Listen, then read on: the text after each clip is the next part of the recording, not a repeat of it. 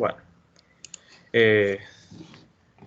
estamos en la parte todavía de la ley de Faraday, ¿verdad? No hemos pasado a inductancia. Vamos a seguir entonces haciendo algunos problemas.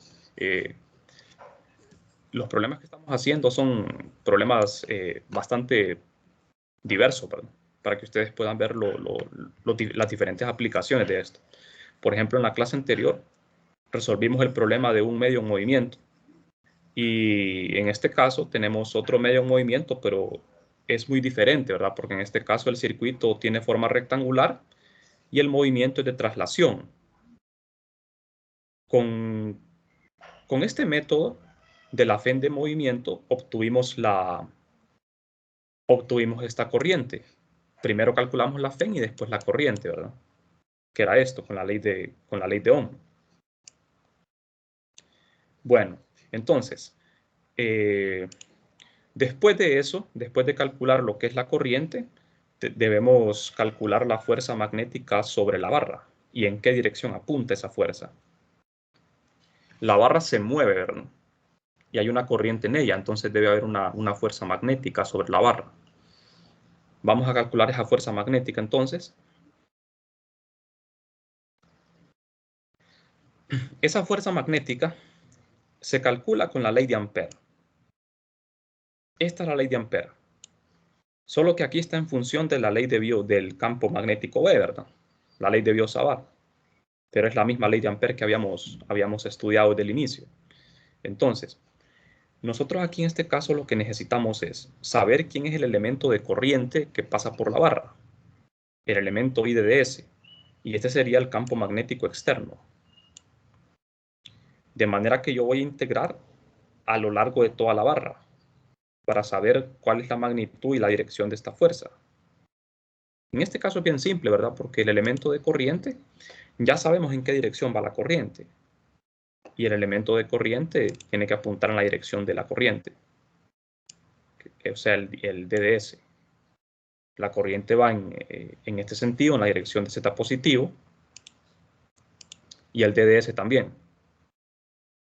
O sea que el DDS va a quedar en la dirección de Z, ¿verdad? Va a ser I DDS.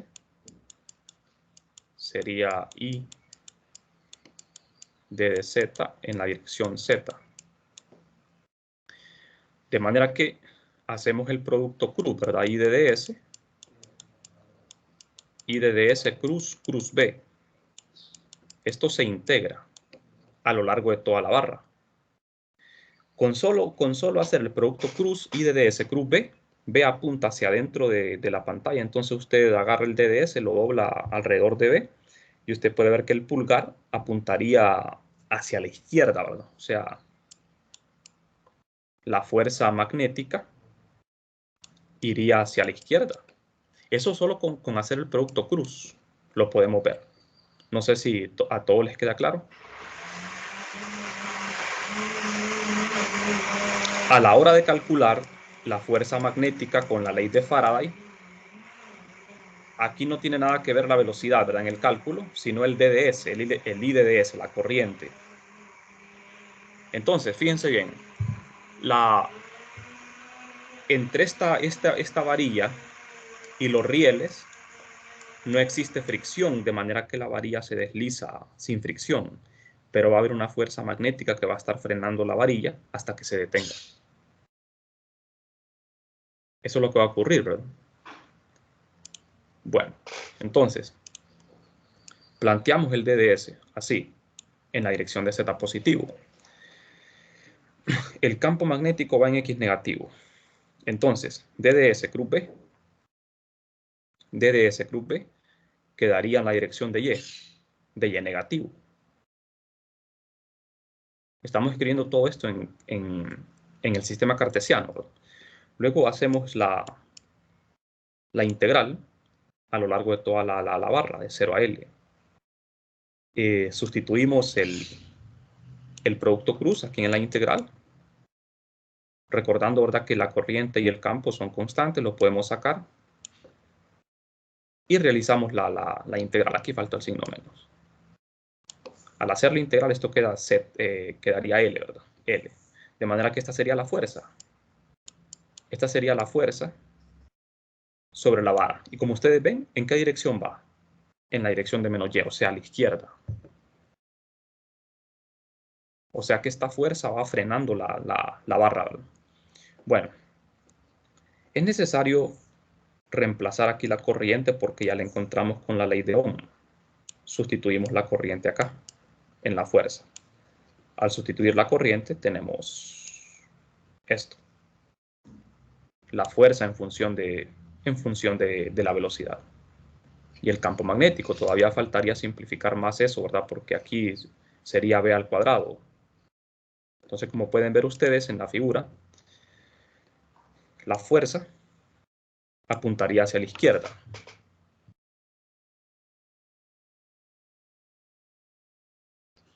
Tal y como salió en los cálculos, ¿verdad? Y la fuerza quedaría así. La fuerza sería menos B al cuadrado por L cuadrado por la velocidad entre R en la dirección de Y. Y es negativo. La fuerza va a la izquierda. Bastante simple, ¿verdad? Hemos empleado la ley de Ampère. Ahora, vamos a ver la siguiente pregunta es, si la barra comienza con velocidad v sub 0 en el momento t igual a 0, la fuerza neta que actúa sobre la barra es la fuerza magnética. O sea, fuerza neta es el total. La fuerza total que actúa sobre la barra es la fuerza magnética, es la única fuerza, ¿verdad? Porque el peso lo ignoramos. La fricción se ignora. ¿Cuál es la velocidad? ¿Cuál es su velocidad en un momento posterior? Si la barra comienza con velocidad v sub 0, la velocidad inicial en t igual a 0, la fuerza neta que actúa es la fuerza magnética, ¿cuál es su velocidad en un momento posterior? En un momento posterior arbitrario, o sea, en un t arbitrario. ¿Cuál sería esa velocidad? Vamos a ver. Entonces, para poder hacer este cálculo, vamos a tener que utilizar la segunda ley de Newton, ¿verdad? Tenemos la aceleración como una derivada, así. Y la fuerza neta, jóvenes, la fuerza total es esta. Es la fuerza magnética. Pues sustituimos esto aquí en la fuerza neta. Toda la fuerza y la aceleración irían en la dirección de Y, ¿verdad? Entonces aquí resolvemos una ecuación diferencial. Resolvemos para B. Resolvemos la ecuación diferencial de acuerdo a las condiciones que se nos dan. La velocidad inicial en t igual a 0 es v sub 0 y en un t posterior es b. Resolvemos la ecuación. En el lado izquierdo tenemos un logaritmo y en el lado derecho tenemos esto multiplicado por t. Bueno, entonces ahora lo que hacemos es resolver una ecuación logarítmica. La resolvemos, despejamos para la velocidad en un tiempo posterior y el resultado sería este. Simple, ¿verdad? Segunda ley de Newton, resolvemos una ecuación diferencial. Y esta es la velocidad. La velocidad en un tiempo arbitrario. Como ven, la velocidad va disminuyendo exponencialmente con el tiempo. La velocidad hace esto, va disminuyendo exponencialmente con el tiempo. ¿Por qué? Porque va siendo frenada por la fuerza magnética, ¿verdad? Por eso va decayendo. La velocidad va a haber un momento en que se hace cero. ¿En dónde? Cuando t tiende a infinito, ¿verdad? Cuando t es infinito, eso se hace cero. O sea que la barra se va a detener, ¿verdad? Se va a mover, digamos, un tiempo muy largo y en el infinito se va a detener. En un tiempo infinito. Bueno, en la última pregunta, acá me salté. La última pregunta sería, la energía cinética inicial de la barra es esta. Su velocidad inicial es v sub 0. Esta es la energía cinética inicial, ¿verdad?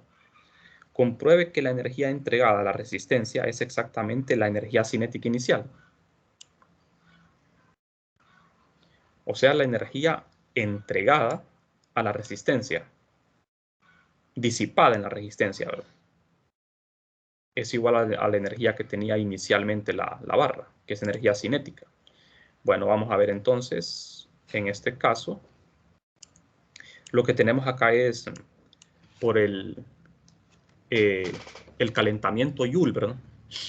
La ley de Joule, calentamiento Joule, la potencia disipada es I cuadrado por R. Esta es la energía que se disipa en la resistencia. Entonces, aquí nosotros sabemos, ¿verdad?, de que la potencia disipada, potencia, es I cuadrado por R. La potencia disipada en un resistor por calentamiento Joule. Esto es lo que se convierte, la energía eléctrica que se convierte en calor o en cualquier otra forma de energía, ¿verdad? Entonces la potencia, en este caso, me tocaría resolver una ecuación diferencial. Entonces la potencia la escribo como una derivada. La derivada del trabajo respecto al tiempo o la energía. Entonces, esto es igual a I cuadrado por R. Ahora, sustituimos la corriente aquí al cuadrado. Me queda esto, multiplicado por R. Se simplifica, pero tenemos que también reemplazar aquí, vamos a ver, tenemos L cuadrado entre R. Cheque, ¿verdad? Ahora bien, la velocidad que aparece aquí, esta velocidad al cuadrado, la tenemos que reemplazar por esto. Estamos hablando de la velocidad de la barra, ¿verdad? Entonces, sustituimos acá la velocidad al cuadrado por esto, elevamos al cuadrado esta velocidad y tenemos esto. Listo, ¿verdad? Entonces, ahora lo que toca es resolver la ecuación diferencial por separación de variable. Simple, resolvemos la ecuación. En el lado izquierdo, simplemente el trabajo, la energía. Entonces, esto representa la energía que se va a entregar al resistor. Acá vamos a ver, en el lado derecho integramos en el tiempo de 0 a infinito. ¿Por qué de 0 a infinito? Porque el movimiento comienza en t igual a 0 y el movimiento de la barra termina en el infinito, en t infinito, ¿verdad? Porque ahí se detiene. ¿Por qué lo sé? Por esto. Cuando t tiende a 0, la velocidad se va a hacer 0. O sea que el movimiento cesa en t infinito, igual a infinito. Bueno, de manera que ya con esto resolvemos la ecuación. Evaluamos t aquí en infinito, eso es 0, y t en 0, que es 1, y me queda esto. Al evaluar, ¿qué tenemos? Tenemos que la potencia, o sea, esto no es potencia, energía.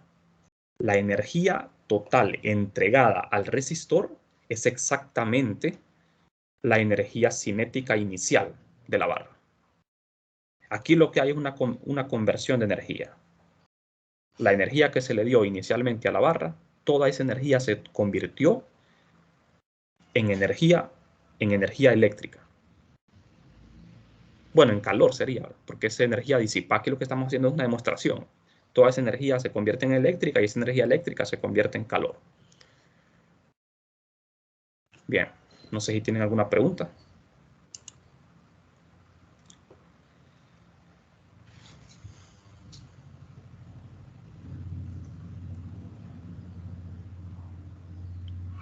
Bien, si no hay preguntas, entonces vamos a continuar. Vamos a ver otro problema. Vamos a revisar un ejercicio de la guía. Creo que a ustedes ya les mostré la guía. No, permítanme. Vamos a ver problemas propuestos. Esta guía. Esta es la guía de los problemas propuestos. Esta ya está subida en el aula virtual. Aquí hay problemas, ¿verdad? De una gran diversidad. Hay problemas de libro, de texto. Al final, como pueden ver, del capítulo 17. Aquí en estos problemas hay problemas de dificultad baja, media y alta. Solo que aquí hay algunos problemas que tienen que ver con inductancia, ¿verdad? Que todavía no hemos visto ese tema. Algunos problemas son de inductancia. Y hay preguntas teóricas también. Y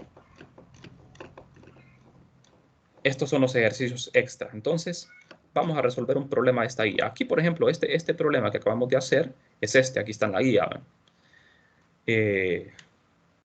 Vamos a resolver, vamos a ver, creo que es el problema número 1 de la guía. Este problema, que tiene que ver con un satélite. Entonces, vamos a ver.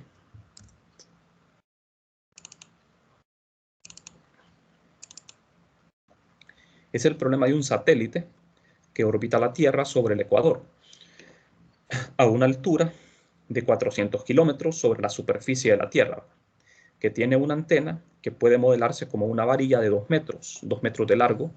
La antena está orientada de manera perpendicular a la superficie de la Tierra.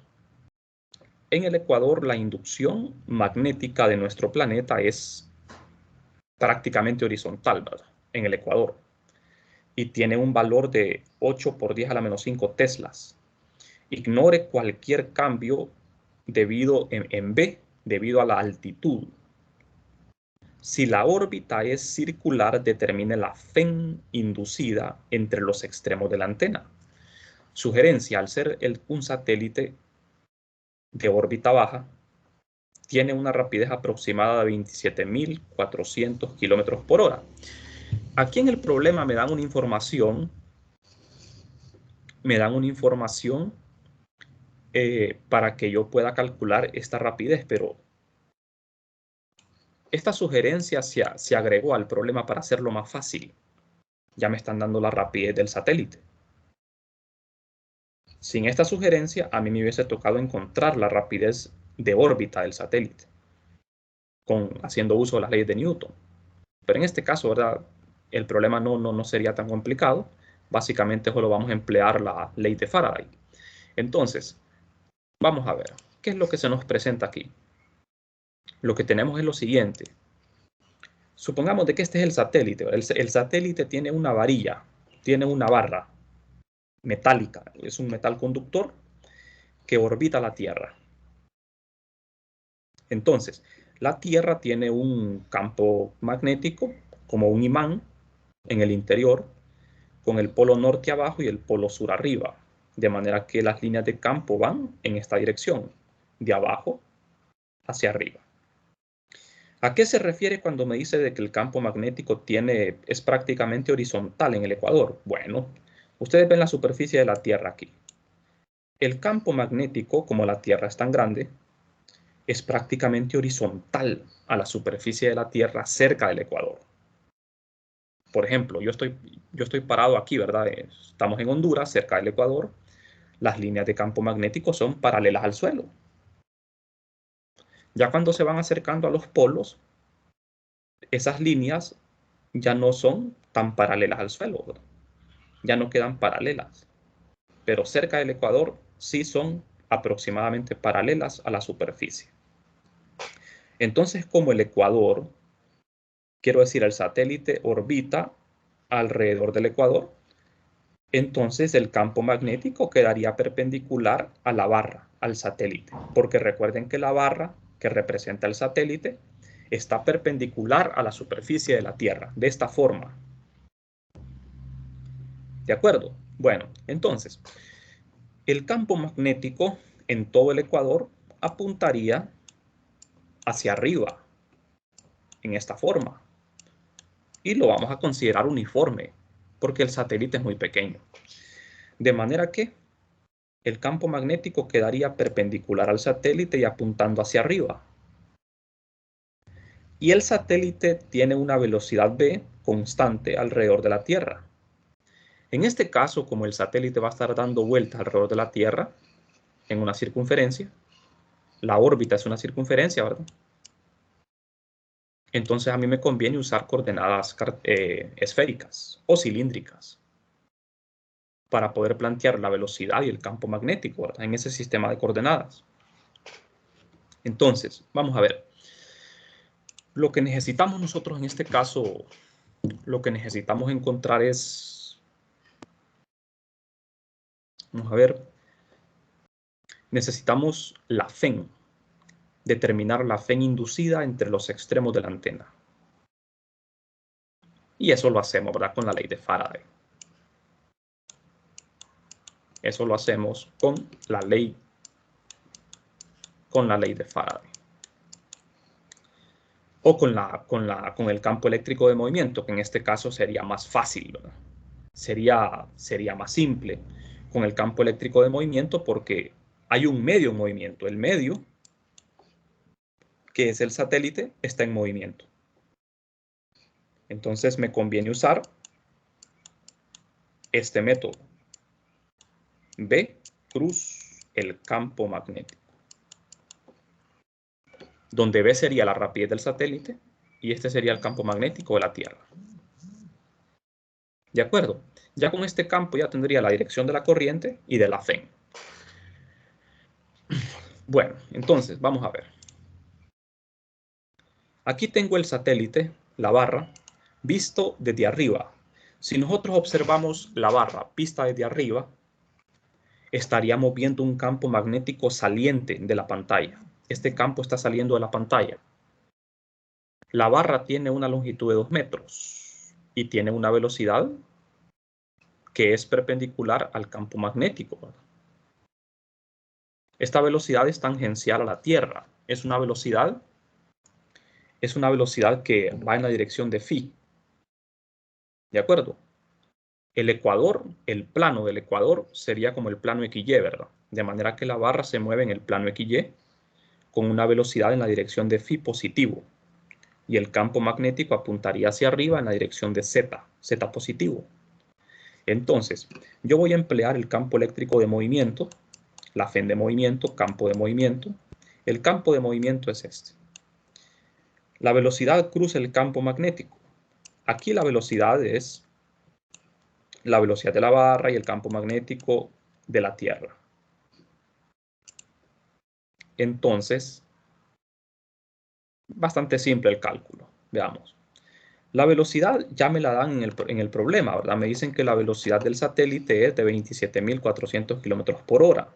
Solo tenemos que agregarle la dirección. Esa velocidad es constante.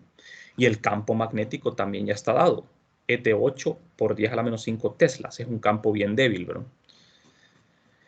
Bueno, entonces, la velocidad va en la dirección de phi positivo.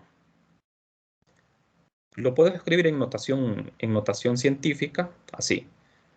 Y lo pasamos a metros por segundo. 7.6 por 10 a la 3 metros por segundo. Y el campo magnético va en la dirección Z positivo. En teslas. Bueno, entonces, hacemos el producto cruz, ¿verdad? Para obtener el campo magnético, quiero decir el campo eléctrico de movimiento. Solo que hay que plantear el DDS, bueno, pero eso para después. Hacemos primero el producto cruz. La velocidad va en phi positivo y el campo en z positivo. Phi cruz z es ρ positivo. Aquí tanto la magnitud de la velocidad como el campo son constantes. Bueno, entonces la FEN de movimiento es esto, este integral que se hace a lo largo de la barra, de 0 a L. L es la longitud de la barra. El DDS es un elemento de línea a lo largo de la barra, del elemento que se está moviendo. Tomamos ese elemento a lo largo de ρ positivo, de manera que ρ.ρ es 1. Integramos de 0 a L. Me queda esto. La velocidad por el campo por L. Simple, ¿verdad? Eso es la FEN. Bastante sencillo. Bueno, entonces la FEN quedaría así. Y la corriente lleva la dirección del campo, o sea que la dirección de la corriente en ese satélite iría hacia afuera de la Tierra, apuntando hacia afuera. Si vemos la figura, en este satélite se va a producir una corriente en esta dirección, en la dirección de ρ positivo. Aquí estamos colocando el origen en el centro de la Tierra, ¿verdad? El origen de coordenadas. El plano XY sería el plano ecuatorial. Ahora, jóvenes, pero como esto es una barra, no es un circuito completo, es una barra. Aquí, ¿qué va a pasar, creen ustedes, después de un tiempo en ese satélite? ¿Qué pasaría después de un cierto tiempo?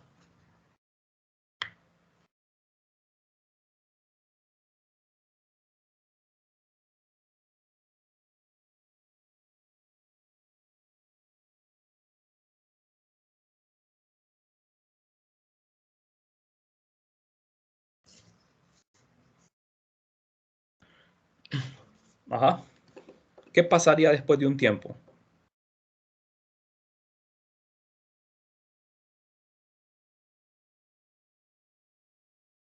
¿Qué pasaría con la corriente, jóvenes? Esto no es un circuito completo, solo es una barra. Entonces, ¿qué pasaría?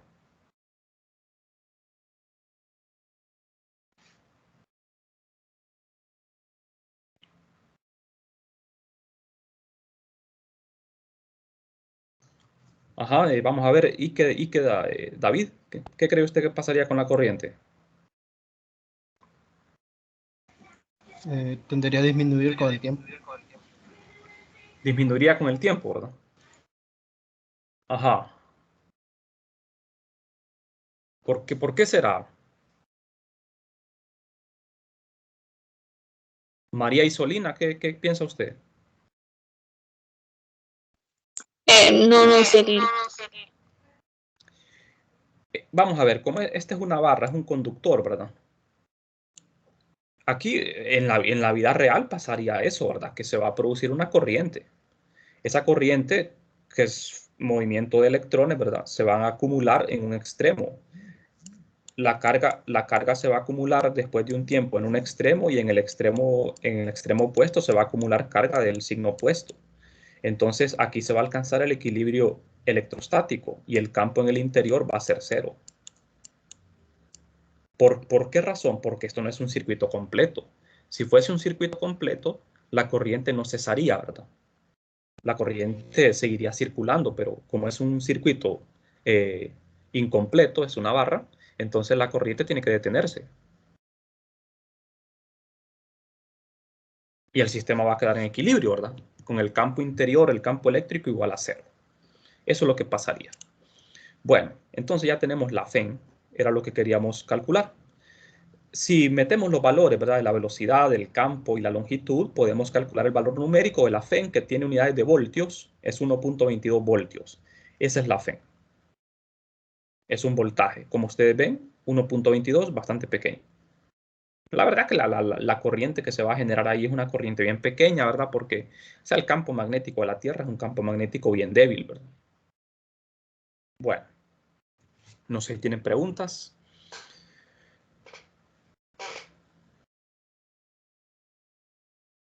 En este tipo de problemas, jóvenes, así como este que acabamos de hacer, aquí no podríamos emplear el método de la ley de Faraday en forma general porque el flujo no lo podríamos calcular porque no existe una superficie, ¿verdad? Que está siendo atravesada por el campo. No hay superficie. Si fuese un circuito completo, como un cuadrado o un círculo, ahí sí. Pero en este caso no se puede, porque no hay una superficie que está siendo atravesada por un flujo.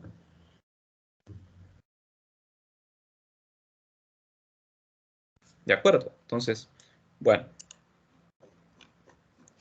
vamos a seguir. Veamos este otro problema.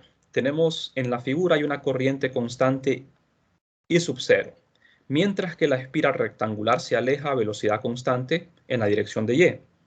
Determine la corriente 2 cuando la espiral está en la posición indicada en la figura. Bueno, esta es la figura que me da libro. Tenemos una espiral rectangular de altura h y de ancho w, con una resistencia R. Por esta espira pasa una corriente I2, que es lo que vamos a encontrar nosotros. Por el alambre, este alambre que pasa por el eje Z es un alambre infinito. La corriente en el alambre infinito es I sub 1, la corriente en el alambre infinito. La espira rectangular se mueve en la dirección de B. Quiero decir, en la dirección de Y con una velocidad B. Esa velocidad B es una velocidad constante. Entonces, vamos a ver. Aquí tenemos otra vez un medio en movimiento, ¿verdad? Tenemos un medio en movimiento, pero esta vez es un circuito completo. Es un circuito completo. Solo que no sé si ustedes logran ver en qué se diferencia este problema de los anteriores. Por ejemplo, en el tema del rectángulo que tenía una barra móvil. en el caso del rectángulo, este era un circuito completo, en medio de una inducción uniforme, y se movía la barra. Aquí tenemos que el circuito completo se mueve. Aquí solo se mueve una parte. En ambos casos, el movimiento es de traslación, ¿verdad? Es traslación. Es traslación. Ajá, vamos a ver. En esta figura, en el caso del rectángulo, en el que se movía la barra, la superficie encerrada aumentaba en el tiempo, aumentaba, y eso es lo que ocasionaba un flujo variable, que como consecuencia daba una corriente inducida. Entonces, jóvenes, vamos a ver. Este rectángulo, este circuito, encierra una superficie. ¿Esa superficie es variable o no? Es constante. La superficie S es constante. En el caso de este rectángulo, la superficie es variable. Entonces, ¿qué podemos decir al respecto? ¿Será que aparece una corriente inducida aquí o no?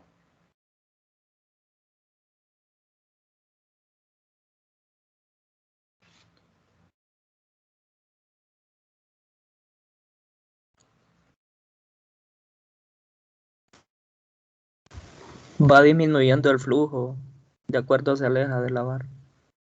Del eje Z. Ajá. Sí, ¿verdad? Usted, Daniel, ¿verdad?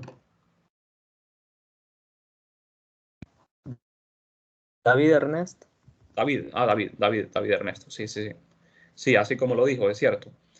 Cuando este circuito, lo que sucede aquí, miren, son cosas muy diferentes para las que están pasando en ambos casos. En el circuito que nosotros analizamos, que tenía una barra móvil, la inducción era constante. La inducción era constante. Pero la superficie aumentaba en el tiempo, entonces el flujo cambiaba y eso provocaba una corriente inducida. Aquí las cosas son diferentes porque aquí el circuito no cambia su forma, su área encerrada. El área encerrada no cambia. Uno tendería a pensar que el flujo no cambia, pero el flujo sí cambia. ¿Por qué cambia el flujo? Porque el campo magnético aquí no es constante. El campo magnético generado por este alambre no es constante como este caso. Es variable. Entonces cuando este rectángulo se aleja, el flujo va disminuyendo. Porque ¿cómo es el campo magnético a medida me alejo yo de la barra? El campo magnético disminuye, ¿verdad? Entonces el flujo va a ir disminuyendo y la FEN inducida también va a ir disminuyendo. El flujo va a ir disminuyendo. ¿Qué pasaría, por ejemplo? Fíjense bien. ¿Qué pasaría si ustedes tienen este mismo rectángulo en una inducción constante? ¿Qué pasaría? Este circuito se mueve, pero si la inducción fuese constante,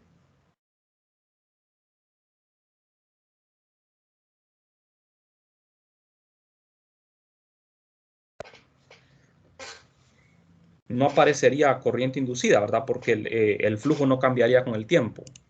O sea, yo me refiero a esto, miren, para que lo puedan ver de una mejor forma. Lo que está pasando aquí es, este circuito se va a mover a la derecha con una velocidad constante.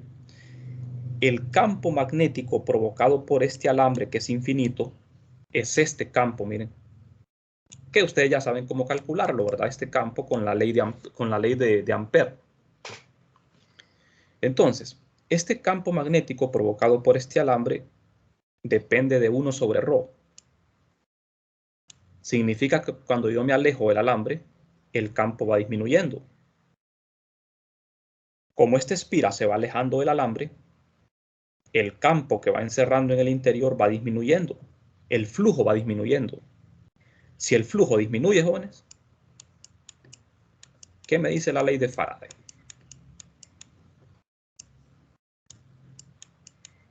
Si el flujo disminuye, la derivada negativa, ¿verdad? La FEN sería positiva, bueno, pero no importa tanto el signo. Lo importante aquí es saber que el flujo cambia. Si el flujo cambia con el tiempo, la derivada no es cero. Ahora, si el flujo se mantiene constante en el tiempo, la derivada es cero y no hay corriente inducida. Entonces, si este campo magnético fuese constante y esta espira se mueve, el flujo sería constante y no habría una FEN. ¿Estamos? En este caso existe FEN porque el campo magnético es variable. Ese campo magnético va variando con la distancia. Estamos, ¿verdad? O sea, hay un flujo magnético variable. Entonces, lo que hacemos acá nosotros es, para calcular esta corriente I sub 2, la corriente inducida, aplicar la ley de Faraday en la forma general. También lo podemos hacer con los dos métodos, ¿verdad? Aplicamos la ley de Faraday, tenemos la superficie encerrada y el diferencial de área. Este diferencial de área lo colocamos aquí, ¿verdad? En esta área. Y vamos a definir ese diferencial de área en el mismo sentido de B. De manera que la circulación sobre esta trayectoria la vamos a elegir en sentido horario para que el diferencial de área apunte hacia adentro, en la dirección de phi positivo. Eso es para no tener que ir cargando un signo menos, ¿verdad? En la integral, cuando hagamos el producto punto con el campo. Bien, entonces, veamos. Con el primer método, que es el método fácil, la ley de Faraday, calculamos el flujo magnético a través de la superficie del rectángulo. Ya conocemos el campo magnético del alambre, que es este. Lo reemplazamos. Conocemos el diferencial de área, que es esto. Y los límites de integración. En ρ integraríamos de D a D más W. Y en Z de 0 a H. De 0 a H.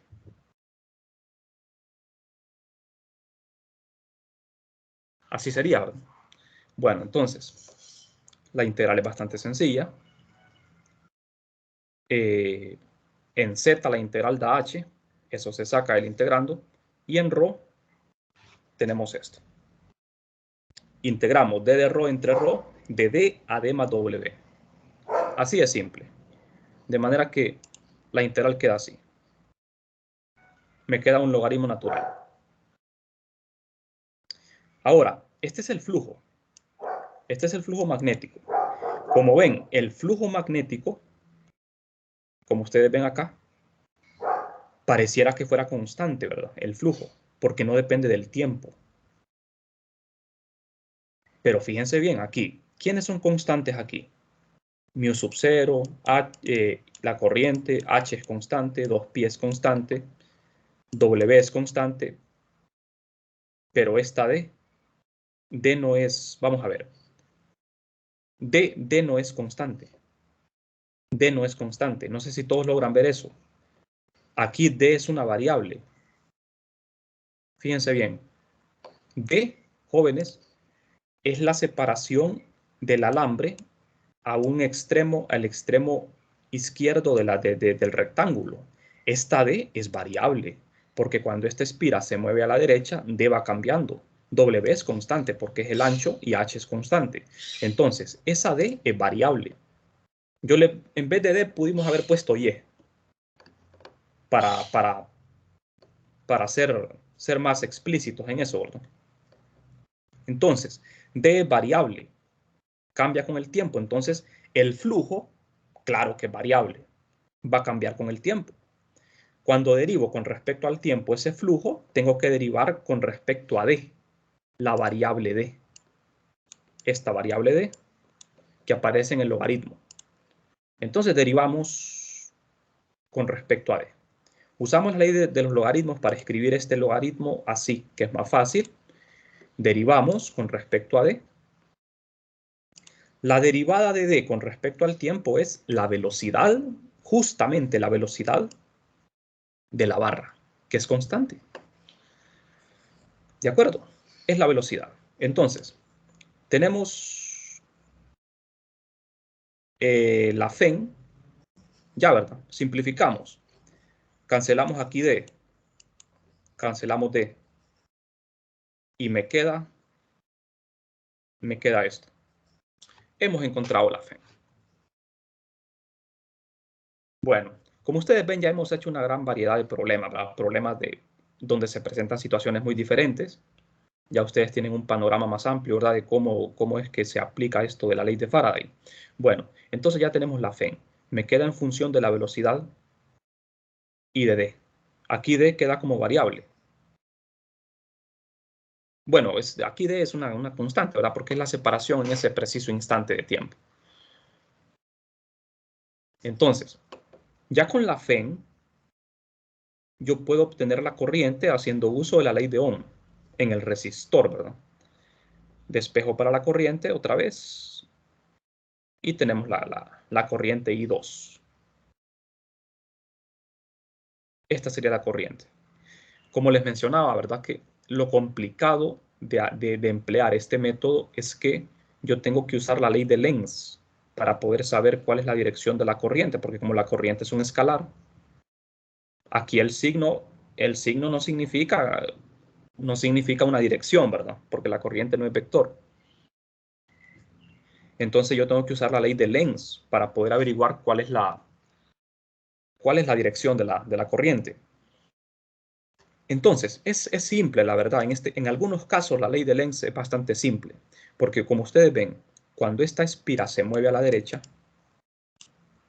el flujo va disminuyendo, pero el flujo siempre está entrando, el campo siempre está entrando a la pantalla. De manera que la dirección de la corriente inducida va a ser en sentido antihorario. ¿Por qué en sentido antihorario? Porque en sentido antihorario, el campo magnético creado por la espira iría saliendo de la pantalla, oponiéndose al campo magnético externo. ¿De acuerdo? O sea que aquí el dibujo de la corriente está bien. La corriente sería en sentido antihorario, en contra de las manecillas del reloj. Así sería la dirección de la corriente. ¿Estamos? Bien. No sé si tienen preguntas.